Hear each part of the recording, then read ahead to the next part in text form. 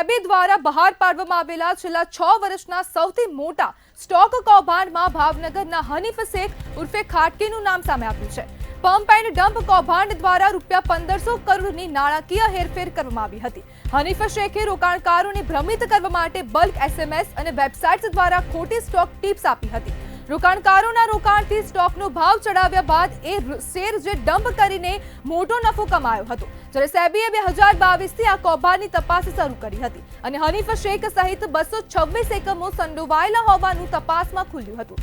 જે તપાસ દરમિયાન ખબર પડી કે ઘણા નાણાં વિદેશમાં પણ ટ્રાન્સફર કરવામાં આવ્યા હતા। ત્યારે હનીફ દુબઈ ભાગી ગયો હતો અને હવે ઈડી દ્વારા 1 અને 2 ઓગસ્ટ સુધી હનીફના ભાવનગર સ્થિત ઘરમાં દરોડા પાડવામાં આવ્યા હતા। દરોડા દરમિયાન દસ્તાવેજો, ઇલેક્ટ્રોનિક ઉપકરણો અને અન્ય શંકાસ્પદ પુરાવા એકત્ર કરવામાં આવ્યા।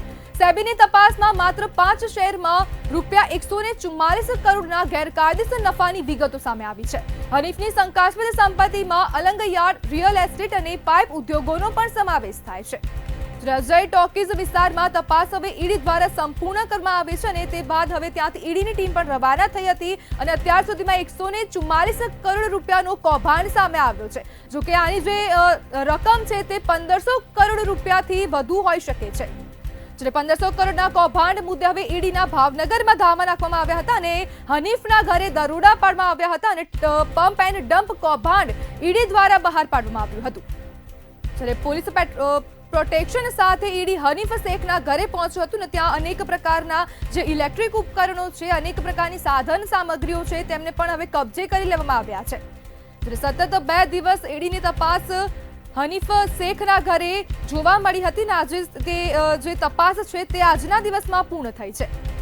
હનીફ શેખ દ્વારા નાણાં વિદેશ ટ્રાન્સફર કર્યાની પણ શંકા છે અને 1500 કરોડ રૂપિયાનું કૌભાંડ બહાર આવ્યું છે। ઈડી અને સેબી 2022 થી આ કેસને લઈને તપાસ કરી રહી હતી। સેબી દ્વારા આ પંપ એન્ડ ડમ્પ કૌભાંડ શોધી કાઢવામાં આવ્યું હતું અને જય ટોકીઝ વિસ્તારમાં હવે તપાસ પૂર્ણ કરીને ઈડી ત્યાંથી રવાના થઈ છે। સેબી અને ઈડી દ્વારા આ તમામ કૌભાંડ મામલે હવે તપાસ વધુ આગળ કરવામાં આવી રહી છે અને એસએમસી સ્ટોક ટીપ કૌભાંડ મામલે ઈડીએ હનીફના ઘરે દરોડા પાડ્યા હતા।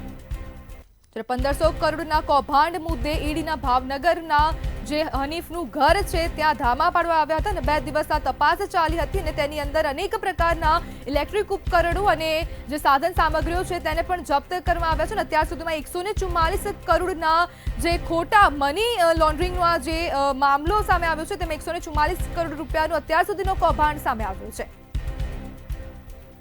હનીફ શેખ ઉર્ફે ખાટકીના ઘરે સતત 2 દિવસ ઈડી અને સેબી દ્વારા તપાસ ચાલુ હતી। હનીફ શેખ દ્વારા નાણાં વિદેશ ટ્રાન્સફર કર્યાની શંકા છે અને જે સમયે આ સમગ્ર કૌભાંડની તપાસ ચાલી રહી હતી તે દરમિયાન હનીફ દુબઈ પણ ભાગી ગયો હતો। સેબી દ્વારા પંપ એન્ડ ડમ્પનું કૌભાંડ શોધી કાઢવામાં આવ્યું હતું અને 1500 કરોડ રૂપિયાનું આ સૌથી મોટું આ કૌભાંડ અત્યાર સુધીમાં સામે આવ્યું છે। જય ટોકીઝ વિસ્તારમાં ઈડી દ્વારા તપાસ પૂર્ણ થઈ ગઈ છે અને તે હવે રવાના થઈ ગઈ છે। જ્યારે આને લઈને હવે આગળ પણ અનેક પ્રકારની તપાસો હવે શરૂ કરી દેવામાં આવી છે અને એસએમસી સ્ટોક ટીપ કૌભાંડ મામલે ઈડીએ હનીફના ઘરે દરોડા પાડ્યા હતા। 2022 થી આ કૌભાંડની સતત તપાસ ચાલુ છે। તપાસ દરમિયાન ઈડીને 144 કરોડ રૂપિયાનું આ કૌભાંડ અત્યાર સુધીમાં મળી આવ્યું છે। ત્યારે પોલીસ પ્રોટેક્શન સાથે ઈડી હનીફ શેખના ઘરે પહોંચી હતી। પંપ એન્ડ ડમ્પ કૌભાંડ આ ઈડી દ્વારા શોધી કાઢવામાં આવ્યું છે।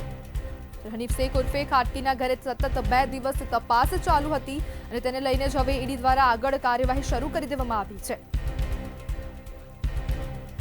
હનીફ શેખ દ્વારા નાણાં વિદેશ ટ્રાન્સફર કર્યાની પણ શંકા હવે ઈડીને છે અને ઈડી દ્વારા સતત હવે વધુ કાર્યવાહી હાથ ધરવામાં આવી છે અને હનીફના ઘરે 2 દિવસ દરમિયાન દરોડા પાડવામાં આવ્યા હતા અને તેમાં 144 કરોડ રૂપિયાનું કૌભાંડ અત્યાર સુધીમાં સામે આવ્યું છે।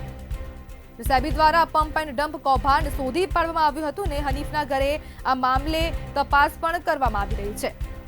તપાસ દરમિયાન ઇલેક્ટ્રિક ઉપકરણો જે છે તેને પણ હવે જપ્ત કરી દેવામાં આવ્યા છે। એસએમએસ સ્ટોક ટીપ કૌભાંડ મામલે ઈડીએ હનીફના ઘરે દરોડા પાડ્યા હતા અને 1500 કરોડ રૂપિયાનું આ સૌથી મોટું અત્યાર સુધીનું કૌભાંડ છે।